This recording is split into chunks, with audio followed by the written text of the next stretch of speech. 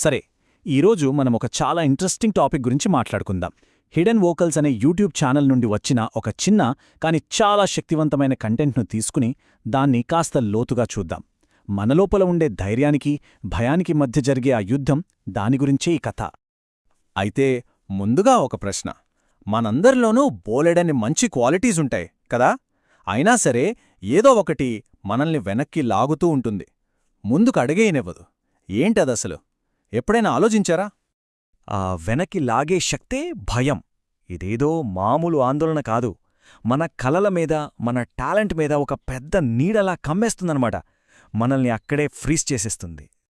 అవును, అసలు గొడవంతా ఇక్కడే మొదలవుతుంది. మనలో ఎంత పొటెన్షియల్ ఉన్నా సరే, ఒక్క చిన్న ఆలోచన ఒకవేళ ఫెయిల్ అయితే అంతే. ఆ ఒక్క భయం చాలు మనలో ఉన్న శక్తినంతా నీరుగార్చడానికి. ఇది చాలామందికి తెలిసిన విషయమే కదా. సరే, ఈ భయాన్ని ఒక్క క్షణం పక్కన పెడదాం. అసలు మనలో ఏమున్నాయో చూద్దామా?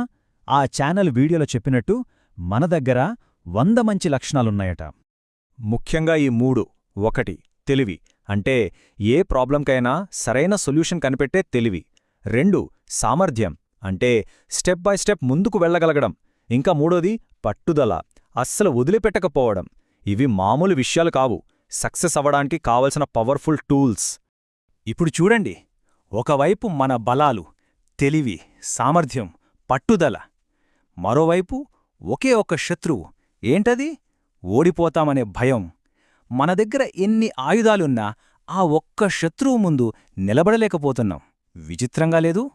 సరే, ప్రాబ్లం ఏంటో చూశాం. మరి సొల్యూషన్ ఏంటి? ఈ భయానికి విరుగుడు లేదా? దీనికి ఆ వీడియోలో తెలుగు సాహిత్యం నుంచి ఒక అద్భుతమైన ఉదాహరణ ఇచ్చారు. భయానికి విరుగుడు ఏంటంటే ధైర్యం.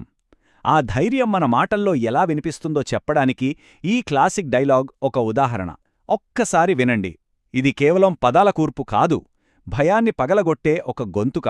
దీని మీనింగేంటో మనం ఇప్పుడు చూద్దాం. అవును, ఇది మామూలు డైలాగ్ కాదు. భయాన్ని దాటి మాట్లాడాలంటే ఎంత ధైర్యం కావాలో, ఆ మాటలు ఎంత లోతుగా ఉండాలో చెప్పే ఒక ఉదాహరణ. ఆ పదాల వెనుకున్న ఆర్ట్ని మనం అర్థం చేసుకోవాలి. సరే, ఈ డైలాగ్లో కొన్ని అందమైన, కొంచెం కష్టమైన పదాలున్నాయి కదా. వాటి అర్థమేంటో ఇప్పుడు సింపుల్గా తెలుసుకుందాం. ఫస్ట్ పదం నీరజాక్షి. నీరజమంటే తామరపువ్వు, అక్షి అంటే కళ్ళు. సో తామరపువ్వుల్లాంటి కళ్ళున్న అమ్మాయని అర్థం. ఒకరిని ఎంతో అందంగా, గౌరవంగా పిలవడానికి వాడే పదమనమాట. ఇక రెండో పదం వసుధావాణి. వసుధ అంటే భూమి, వాణి అంటే మాట. అంటే ఆ మాటలో భూమికున్నంత బరువు, నిజాయితీ, జ్ఞానం ఉన్నాయని అర్థం. ఎంత పవర్ఫుల్ పదం కదా.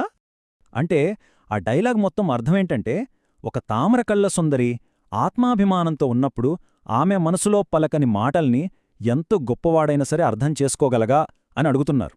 అంటే ఇక్కడ విషయం మాటలు కాదు, మాటల వెనుకున్న ఫీలింగ్స్ని అర్థం చేసుకోవడం. సరే, ఇప్పుడు ఈ రెండింటినీ కలుపుదాం. భయం ఒకవైపు, ధైర్యంగా మనస్సులో మాట చెప్పడం మరోవైపు. ఫైనల్గా మనం నేర్చుకోవాల్సిందేంటి? చూడండి, సారాంశం ఇదే. మనలో ఎన్ని గొప్ప శక్తులున్నా ఫెయిల్ అవుతామన్న భయం వాటన్నింటినీ సైలెంట్ చేసేస్తుంది. మరి దీనికి మందేంటి? ధైర్యంగా మన గొంతు విప్పడమే.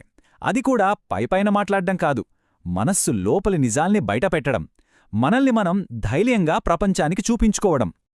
కాబట్టి ఇదంతా మనల్ని ఒకే ఒక ప్రశ్న దగ్గరకు తీసుకొస్తుంది. ఆ భయాన్ని పక్కనబెట్టి మనస్సులోని మాటను ధైర్యంగా వినిపించేది ఎప్పుడూ?